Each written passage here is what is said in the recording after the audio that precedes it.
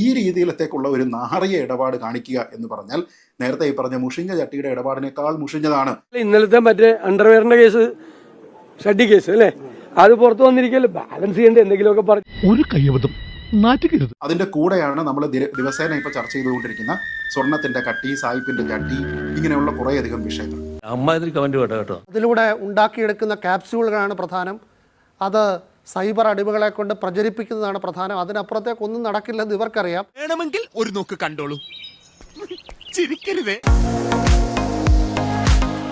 വിജിലൻസിന്റെ വേറൊരു പേപ്പറിലാണ് വളരെ കൃത്യമായിട്ട് എല്ലാവർക്കും മനസ്സിലാകുന്ന രീതിയിൽ എഴുതി വെച്ചിരിക്കുന്നത്, പുനർജനി പദ്ധതിയുമായി ബന്ധപ്പെട്ട് Shri V D Satheesan MLA യുടെ അക്കൗണ്ടിലേക്ക് പണം വന്നതായി കണ്ടെത്തിയിട്ടില്ല. ഏറ്റവും പ്രധാനം, പുനർജനി ഫണ്ട് കൈകാര്യം ചെയ്തിട്ടുള്ളത് മണപ്പാട് ഫൗണ്ടേഷൻ എന്ന സന്നദ്ധ സംഘടന മുഖേനയാണ്. Shri V D Satheesan fund കൈകാര്യം ചെയ്തതായിട്ട് അറിവായിട്ടില്ല. കേട്ടല്ലോ. നമ്മുടെ നാട്ടിലെ മാധ്യമങ്ങൾ നാളെ ശ്രീ ഗോവിന്ദ മാഷിനെ കാണുന്ന സമയത്ത് ഒന്ന് ചോദിക്കണം, മാഷ ഇത് എങ്ങനെയാണ് സതീശന്റെ കാര്യത്തിൽ ബാധകമാകുന്നത് എന്നതിനെക്കുറിച്ച് നിങ്ങൾ ആരെങ്കിലും അന്വേഷിച്ചിരുന്നോ?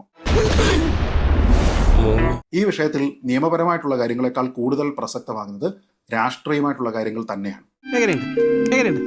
അതൊരു രാഷ്ട്രീയമായിട്ടുള്ള ഒരു പൊളിറ്റിക്കൽ വെൻഡറ്റയ്ക്ക് വേണ്ടിയിട്ട് ഉപയോഗിക്കുന്നു എന്നുള്ളത് സുവ്യക്തമായിട്ടുള്ള കാര്യമാണ്.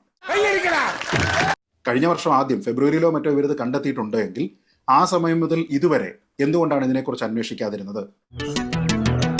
ആ സമയത്ത് നിങ്ങളുടെ ഉത്തരവാദിത്തം എവിടെയായിരുന്നു എന്നുള്ളത് വിജിലൻസും പറയേണ്ടതാണ്. വിജിലൻസിനെ കൊണ്ട് ഇതൊക്കെ തന്നെ ചെയ്യിപ്പിക്കേണ്ടുന്ന സർക്കാരിനെ കൊണ്ട് ഇതൊക്കെ ചെയ്യിപ്പിക്കേണ്ടുന്ന പാർട്ടിയുടെ ആൾക്കാരും പറയേണ്ടതാണ്. തെരഞ്ഞെടുപ്പ് വരാൻ പോവാണ്.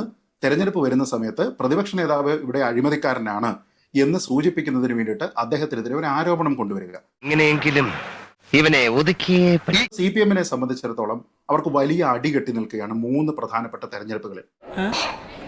അതിന്റെ കൂടെയാണ് നമ്മൾ ദിവസേന ഇപ്പൊ ചർച്ച ചെയ്തുകൊണ്ടിരിക്കുന്ന സ്വർണത്തിന്റെ കട്ടി, സായിപ്പിന്റെ ചട്ടി, ഇങ്ങനെയുള്ള കുറേയധികം വിഷയങ്ങൾ.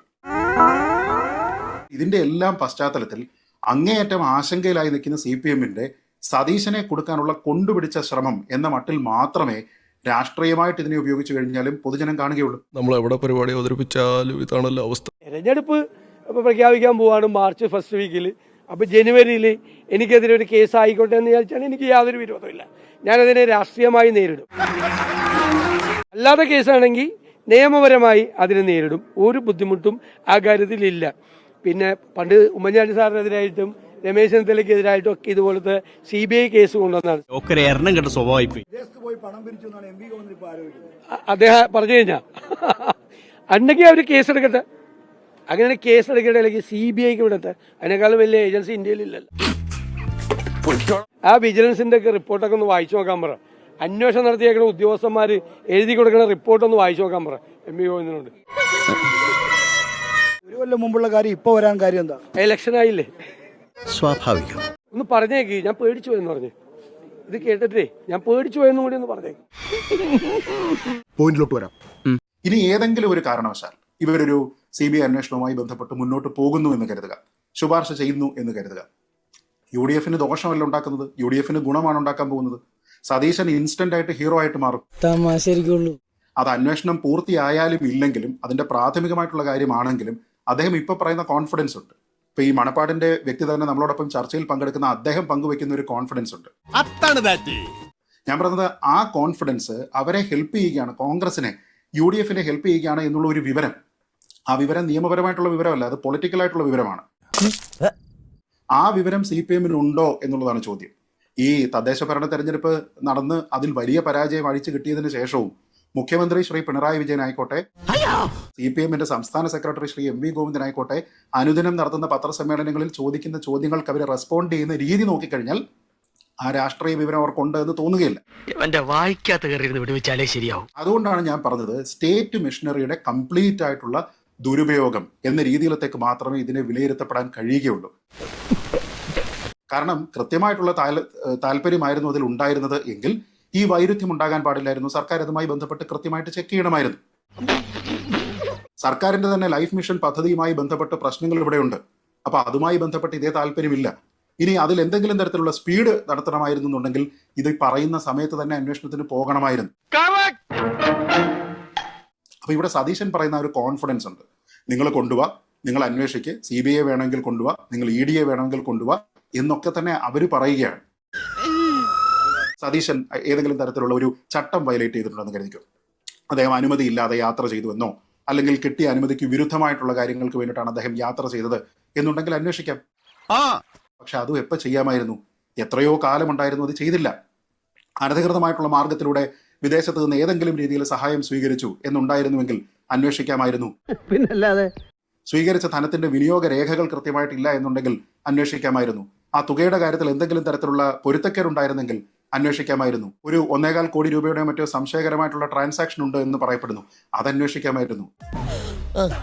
ഞാൻ പറഞ്ഞത് അതിനുള്ള സമയം നിങ്ങൾക്ക് ആവോളം കിട്ടിയതിനു ശേഷവും തെരഞ്ഞെടുപ്പ് പടിവാതിൽക്കൽ നിൽക്കുന്ന സമയത്ത് നിങ്ങൾ നേരത്തെ ഈ പറഞ്ഞിരിക്കുന്ന പല തെരഞ്ഞെടുപ്പ് പരാജയങ്ങളും രാഷ്ട്രീയമായിട്ടുള്ള പ്രതിസന്ധിയും ഒക്കെ നേരിട്ട് നിൽക്കുന്ന സമയത്ത് മാത്രം എന്നാൽ ഞങ്ങളെ മാത്രമല്ല ഇതാ നിങ്ങളും പിടിച്ചു, അതായത് സോണിയാഗാന്ധിയുടെ കൂടെ പോറ്റി നിൽക്കുന്നത് കണ്ടില്ലേ എന്ന് പറയുന്നത് പോലെയാണ്. ഞങ്ങൾ മാത്രമല്ലല്ലോ ചേട്ടാ നിങ്ങളും ഇല്ലേ എന്ന് പറയുന്നത് പോലെ പ്രതിപക്ഷ നേതാവിനെ കൊടുക്കുന്നതിന് വേണ്ടിയിട്ട് ഇതിനെ ഈ ഒരു സമയത്തേക്ക് കൊണ്ടുവരികയാണ് എങ്കിൽ ബാഡ് ടൈമിംഗ് എന്ന് മാത്രമേ CPM-നോട് പറയാനുള്ളൂ. കാരണം കൃത്യമായിട്ടുള്ള ടൈമിംഗ് ആയിരുന്നുവെങ്കിൽ, റിയൽ ഇന്റന്റ് നിങ്ങൾക്കുണ്ടായിരുന്നുവെങ്കിൽ ഇതിനാവോളം സമയം നിങ്ങൾക്കുണ്ടായിരുന്നു. എന്റെ പൊന്നുനായിട്ട് അവരൊക്കെ ഒരു പക്ഷേ ഈ കേസിൽ കൃത്യമായ അന്വേഷണം നടന്ന് ഇതിന്റെ രേഖകൾ പരിശോധിച്ച് സതീശനും മണപ്പാട്ടും കുറ്റക്കാരാണ് എങ്കിൽ ഇരുവർക്കെതിരെയും നടപടിയെടുക്കുന്നതിന് വേണ്ടിയിട്ടുള്ള ഒരു പ്രാഥമിക റിപ്പോർട്ട് തന്നെ നിങ്ങൾക്ക് CBIയിൽ നിന്ന് കിട്ടുമായിരുന്നല്ലോ. ഇപ്പൊ നിങ്ങൾ അന്വേഷണത്തിന് പോകുന്നു, ജനുവരി മാസത്തിൽ നിങ്ങൾ കൊടുക്കുകയാണ്. ഏത് സമയത്തേക്ക് ഇതിന്റെ അന്വേഷണം നടക്കും? പ്രാഥമികമായിട്ടുള്ള ഒരു റിപ്പോർട്ട് CBI കൊടുക്കണമെന്നുണ്ടെങ്കിൽ എത്ര സമയമെടുക്കും? ഒന്നും ഗുണം ഉണ്ടാവുന്നില്ല. ഗോപാലകൃഷ്ണൻ ഒരു നമ്പർ അല്ലേ? അപ്പൊ ഈ സമയത്ത് ഡെസ്പറേറ്റ് അറ്റംപ്റ്റ് എന്ന രീതിയിൽ ഇത്രത്തോളം ഈ ബാക്ക് അഗേൻസ്റ്റ് വാൾ എന്ന് പറയുന്നത് പോലെ നിൽക്കുമ്പോൾ ഇതിനെ എടുത്ത് വീശുക, ആൾക്കാരുടെ ഇടയിൽ ഒരു ചർച്ച ഉണ്ടാക്കുക എന്നതിനപ്പുറത്തേക്ക് CPM ഒന്നും ഉദ്ദേശിക്കുന്നുണ്ടെന്ന് എനിക്ക് തോന്നുന്നില്ല. 100% ഞാൻ യോജിക്കുന്നു. ഈ കേസ് CBIക്ക് കൊണ്ടു കൊടുത്തു കഴിഞ്ഞാൽ CBI ഇത് നോക്കിക്കഴിഞ്ഞാൽ സർക്കാരിനോട് തന്നെ ഈ ചോദ്യങ്ങൾ, വിജിലൻസിനോട് തന്നെ ഈ ചോദ്യങ്ങൾ ചോദിക്കുന്ന സമയത്ത് വിജിലൻസുകാരെന്ത് പറയും? നിങ്ങൾ ഒരഭിപ്രായം പറയട്ടെ, ഒറ്റ ഡിപ്പാർട്ട്മെന്റ് അല്ലേ, നിങ്ങൾ ഒരൊറ്റ അഭിപ്രായമല്ലേ പറയേണ്ടത്? സതീശൻ പണം ഒന്നും മേടിച്ചിട്ടില്ല എന്ന് പറയുകയും സതീശൻ പണം മേടിച്ചിട്ടുണ്ടെന്നുള്ളത് നിങ്ങൾ അന്വേഷിക്കേണ്ടത്, നമ്മളല്ല അന്വേഷിക്കേണ്ടത് എന്ന് പറയുകയും ചെയ്തു കഴിഞ്ഞാൽ ഇത് വൈരുദ്ധ്യമല്ലേ? ഈ സർക്കാരിന്റെ പല കാര്യങ്ങളിലും വൈരുദ്ധ്യമാണ് നമ്മൾ സ്ഥിരമായിട്ട് കാണുന്നത് എന്നുള്ളതിനെ കുറിച്ച് നമുക്കറിയാം. പക്ഷേ ഈ രീതിയിലത്തേക്കുള്ള ഒരു നാറിയ ഇടപാട് കാണിക്കുക എന്ന് പറഞ്ഞാൽ നേരത്തെ ഈ പറഞ്ഞ മുഷിഞ്ഞ ചട്ടിയുടെ ഇടപാടിനേക്കാൾ മുഷിഞ്ഞതാണ് എന്ന് മാത്രമേ പറയാനുള്ളൂ. കാരണം നിങ്ങൾ ഒരു വ്യക്തിയെ ടെയിന്റഡ് ആയിട്ട് കാണിക്കുന്നതിന് വേണ്ടിയിട്ട് കള്ളമായിട്ടുള്ള മാർഗങ്ങളും അതിനുവേണ്ടി നിങ്ങളുടെ മെഷീനറി ഉപയോഗിക്കുകയാണ്. ഞാനിതിൽ കാണുന്ന പ്രശ്നം അതാണ്. രാഷ്ട്രീയമായിട്ടുള്ള ആരോപണമാണെന്നുണ്ടെങ്കിൽ നിങ്ങൾക്ക് ഉപയോഗിക്കാം. കാര്യങ്ങളൊക്കെ കൈവിട്ട് പോയല്ലോ. ഈ വാർത്തയാണ് പ്രധാനം, അതിലൂടെ ഉണ്ടാക്കിയെടുക്കുന്ന ക്യാപ്സ്യൂളുകളാണ് പ്രധാനം, അത് സൈബർ അടിമകളെ കൊണ്ട് പ്രചരിപ്പിക്കുന്നതാണ് പ്രധാനം. അതിനപ്പുറത്തേക്കൊന്നും നടക്കില്ലെന്ന് ഇവർക്കറിയാം.